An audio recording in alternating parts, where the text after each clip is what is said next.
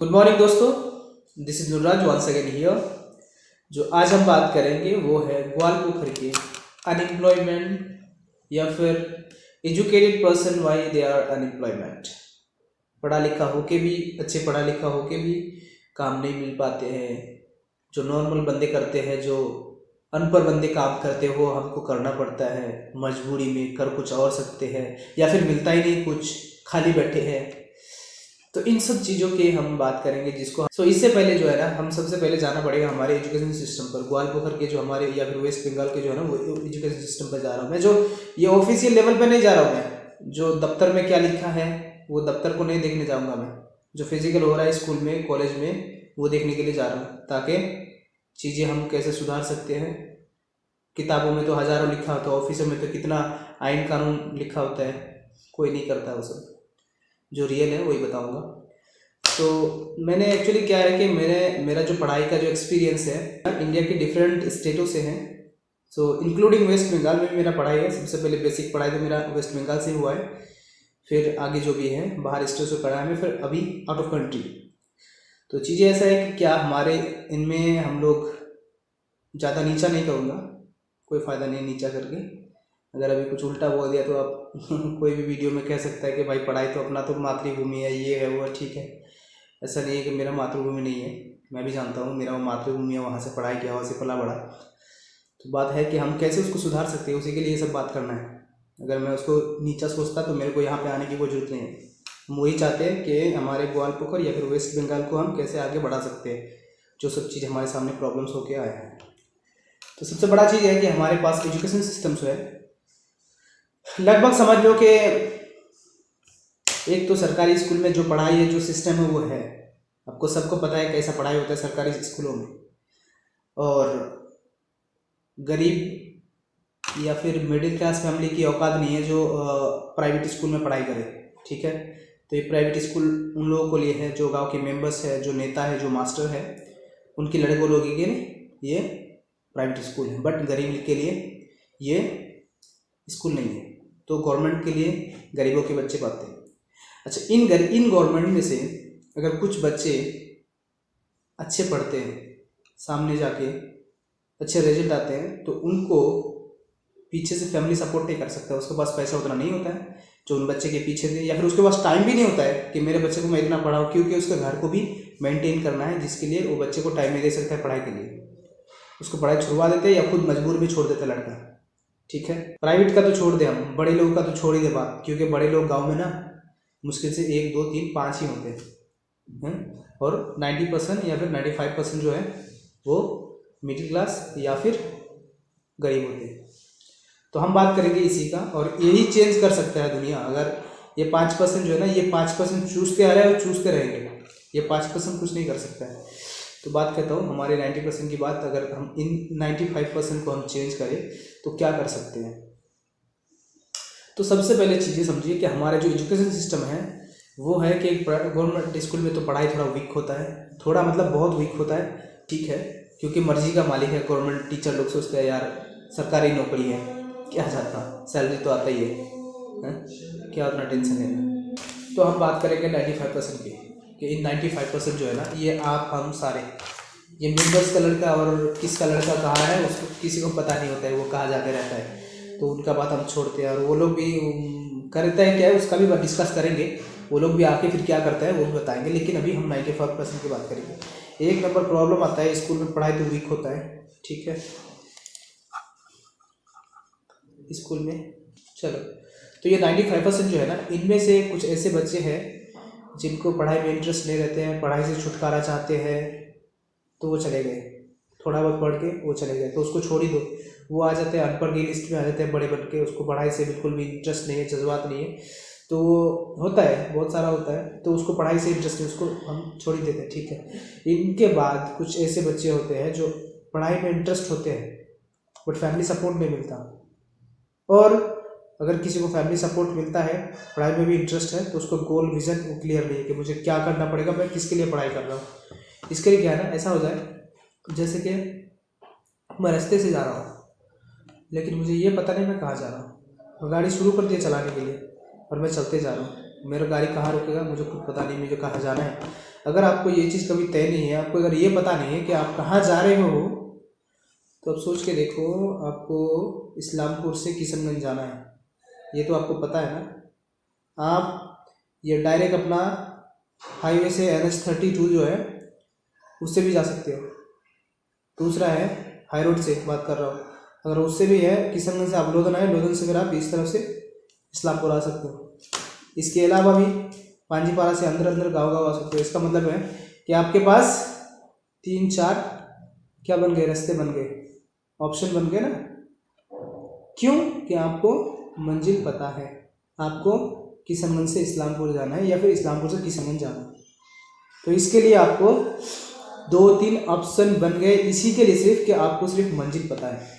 अगर आपको मंजिल पता ना होता कि आपको कहाँ जाना है, आप इस्लामपुर से या फिर किशनगंज से चालू किए, चलते ही जा रहे हो सिलीगुड़ी, दार्जिलिंग, नेपाल, गुवाहाटी, आसाम, लास्ट में आपने चाइना बॉर्डर पे जाके अटक गया, और आपको चाइना वाले क्या करेगा, शूट तो करेगा ही ना।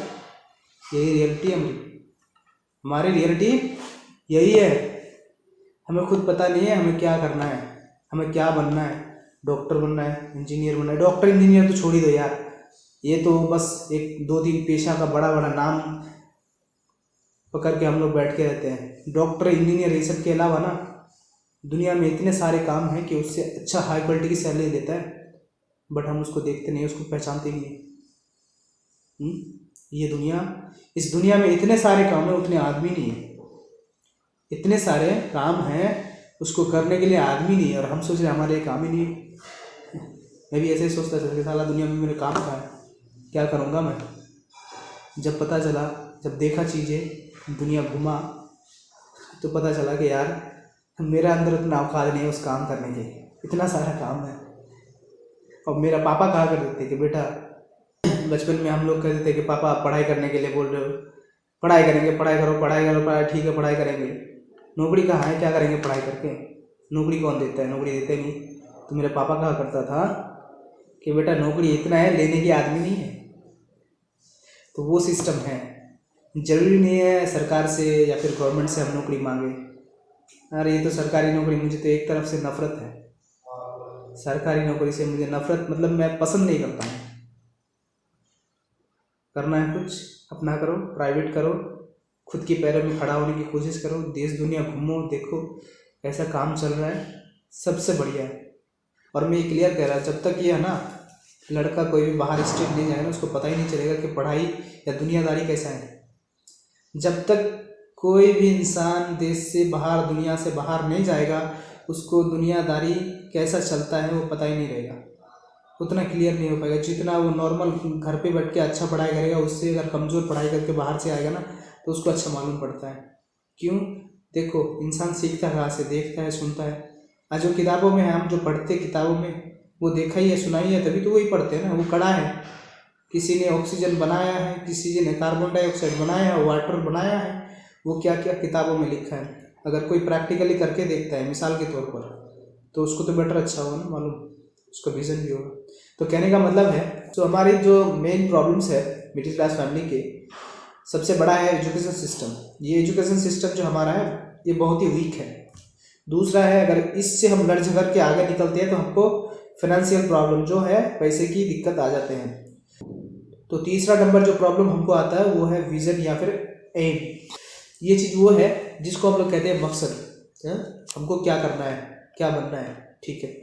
तो वो चीज़ है, 3 चीज़ें प्रॉब्लम्स हमारे हैं, हमको पता ही नहीं होता है।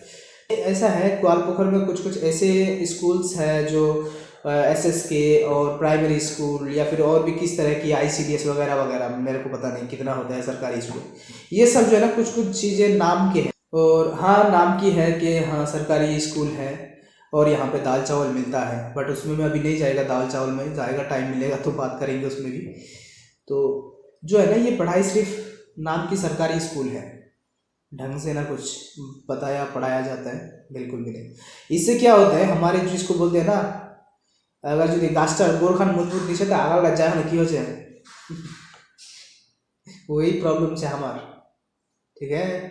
तो इसमें क्या होता है, ढंग से ICDS में पढ़ाया नहीं जाता है। ICDS में पढ़ाने का हम लोग जानते हैं कि ICDS में पढ़ाई नहीं होता, सिर्फ खिचड़ी दाल देते हैं, गलत बात है। ये गलत बात है। ICDS में पढ़ाई होता है ये जिसको हम लोग बोलते हैं बेसिक, बस उसको जुबान खोलने का, उसको समझाने का क्या है, 1 2 क ख क्या है, लिपि क्या है, वर्ण क्या है, ये सब पढ़ाने का। दूसरा आ जाता है प्राइमरी में ऐसे क घ चौ, बस 2 में आगे एक गैंग बनाया, एक आया मास्टर जी तो अपना थोड़ा वो कर लिया, जाओ भाई छुट्टी।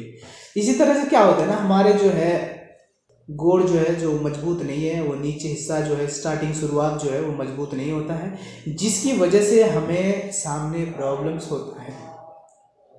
हम अगर ग्वालपोखर में किसी तरह से थोड़ा बहुत ये प्राइमरी MSK SSK करके हम माध्यमिक का सर्टिफिकेट ले लेते हैं और मिल भी जाता है। ऐसा बहुत सारे बच्चे हैं, 4 बंदे ही नाम लिखना आता नहीं उसको, माध्यमिक पास है, कोई नहीं, मैं इसमें मेरे को कोई प्रॉब्लम नहीं, ठीक है आप सर्टिफिकेट बांटते हो देते हो, अच्छी बात है, एजुकेशन सिस्टम आप दिखाते हो। लेकिन अगर वो लड़का या फिर उसकी बैच में या फिर वहाँ उसी बैच से अगर कोई अच्छा सोच के बाहर निकलना चाहते, जैसे मेरे जैसे बंदे, अगर मैं जैसे जब आया तो मुझे इतने सारे प्रॉब्लम्स फेस हुआ ना, बहुत बहुत बहुत। हमें ना एक ग्रामर्स आता है, ना इंग्लिश आता है, ना फिर कपड़ा पहनने का लिबास आता है, ये ग्रूमिंग शेव्स करने तरीका पता नहीं होते हैं, हेयर किस तरह से काटना चाहिए, बाल किस तरह से रखना चाहिए इसका भी तरीका नहीं है, चेहरा कैसे स्माइल करना चाहिए, बात करने का तरीका, कुल मिला के समझ जाओ कि इसमें हमारा जो है ना कल्चर जिसको बोलते हैं, हमारा लिबास जो है ना, जो एटीट्यूड है वो अलग टाइप का होता है, उसमें हम लोग उतना काम ही नहीं कर पाते। ऊपर से अंदर में जो एजुकेशन सिस्टम है ये पूरे हमारा उसमें इफेक्ट करता है। तो इसमें क्या होता है कि हमको अगर इस दूसरे स्टेट में जाते हैं तो वो लोगों से हमको फिर उनमें थोड़ा हम कमज़ोर, यानी कमज़ोर थोड़ा नहीं बहुत ज़्यादा कमज़ोर हो जाते हैं। ऐसा है कि वहाँ पे भी अगर किसी तरह से इन सब प्रॉब्लम से, पैसे, फैमिली प्रॉब्लम और अपने पढ़ाई से और विज़न से अगर क्लियर होकर आगे जाते हैं ना, वहाँ पे फिर हमको फिर लड़ना पड़ता है। कोई ऐसे बंदे हैं बाहर स्टेट जाके भी पढ़ाई छोड़ के आ जाते हैं कुछ इसी तरह के रीजंस के लिए कि उनके बीच में वो सेट हो नहीं पा रहा है, अडॉप्ट नहीं कर पा रहे हैं, प्रॉब्लम्स हो रहा है, तो कुछ बंदे रिटर्न आ रहा है। और कुछ अगर जुनून और भी ज़्यादा है उसको, तो किसी तरह से इन सब से लड़ लेते हैं कि अपना आप को इम्प्रूव करते हैं, बाल काटने के तरीका, पहनने की तरीका, बोलने की तरीका, पढ़ाई को बहुत ज़्यादा मजबूती से मेहनत करके सब ये चेंज कर लेता है और अपना वो आगे बढ़ने शुरू हो जाता है। तो 1 नंबर ये प्रॉब्लम हो गया, हमारे जो एजुकेशन सिस्टम वीक होने की वजह से सामने हमें ये सारी चीज़ें को मुकाबला करना पड़ता है। दूसरा जो है फिनेंशियल प्रॉब्लम है। ऐसा कि देखो, वही कहा मैंने कि अगर आप अच्छे तरह से सरकारी स्कूल में पढ़ते हो और सरकारी स्कूल में किसी तरह से जो भी पढ़ा रहे हैं उसको पढ़ लिए और आपने आगे जाके अपनी मजबूती खुद से घर में ज़्यादा पढ़ाई करते हो, चीज़ें समझने की कोशिश करते हो और किसी एक्स्ट्रा ट्यूशन लेते हो, तो ये सब चीज़ों से आप अगर अपने आप को जो वीक सिस्टम है, हमारे एजुकेशन जो वीक सिस्टम है उसको तोड़ के आप आ जाते हो, तो आपका दूसरा नंबर पे अटका देते हैं आपको फाइनेंशियल प्रॉब्लम। मेरे सामने मेरे गांव के या मेरे बैच की बहुत सारा ऐसा मैं देखा है कि कुछ बच्चे अच्छे इंटेलिजेंट होते हैं और उनको बस पैसे की वजह से, फैमिली प्रॉब्लम, फाइनेंशियल प्रॉब्लम्स की वजह से उनको अपनी पढ़ाई को छोड़ना पड़ा है। तो वही है, बच्चे अच्छे होते हैं, इन सब में लड़ लेते हैं, टॉप क्लास में होते हैं और पैसे ना होने की वजह से, फाइनेंशियल सपोर्ट ना होने की वजह से, फैमिली वीक होने की वजह से घर परिवार भी देखना पड़ता है, बहुत ही इफेक्ट पड़ता है इन चीज़ों में, तो उसको फिर वो चीज़ पकड़ लेता है फाइनेंशियल प्रॉब्लम, यानी बाहर भेज नहीं सकते उसको किसी ने। ठीक है, तो अगर हम फिर इन फाइनेंशियल प्रॉब्लम किसी तरह से हम एडजस्ट कर लिए या फैमिली वाले थोड़ा हमारा साथ दे दिया, किसी तरह से भी बन गया, पैसे बन गया, हमारा पढ़ाई भी अच्छे है, तो हम तीसरे में अटक जाते हैं कि हमारे जो विज़न है ना वो क्लियर नहीं होते हैं। विज़न का मतलब होता है एम, मकसद, हमको क्या करना है, क्या बनना है। अगर हमारी मंजिल हमें पता है तो हम रास्ते खुद ढूंढ लेंगे या खुद बढ़ा लेंगे। फिलहाल आज के लिए सिर्फ हम इस एजुकेशन सिस्टम के बारे में बात किए कि हमारे वेस्ट बंगाल के या फिर अपना ग्वालपोखर के एजुकेशन सिस्टम कैसे है, और आगे जो हम बात करेंगे वो है बेरोजगारी। ये इसी में जोड़ देता, लेकिन थोड़ा पार्ट ज़्यादा हो जाएगा और मेरा पास भी आज ब्रेक मारना पड़ेगा, मेरा टाइम भी हो गया। तो ये फर्स्ट पार्ट समझ लो, ये दोनों चीज़ बात मिलता जुलता है। अगर आप चाहते हैं कि अगर हम और किसी टॉपिक पे बात करें तो आप कमेंट में बताइए हमें, और फिर हम उस चीज़ पे रिसर्च करेंगे और आप तक फिर वो चीज़ बहुत जल्दी हम लोग पहुँचाने की कोशिश करेंगे।